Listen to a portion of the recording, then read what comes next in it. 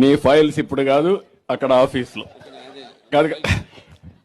ఇదే ప్రాబ్లం. 92 కోట్లు కాదు రోడ్లు